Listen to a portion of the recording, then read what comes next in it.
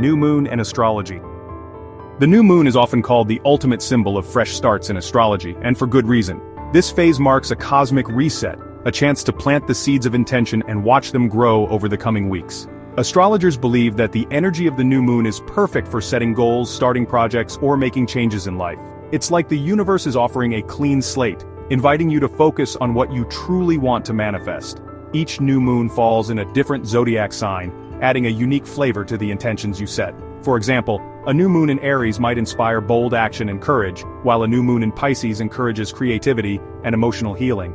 The invisible nature of the new moon symbolizes the unseen potential within us all, what's hidden beneath the surface but ready to emerge. Many people use this time for meditation, journaling, or rituals that help clarify their desires and align their energy with the moon's cycle.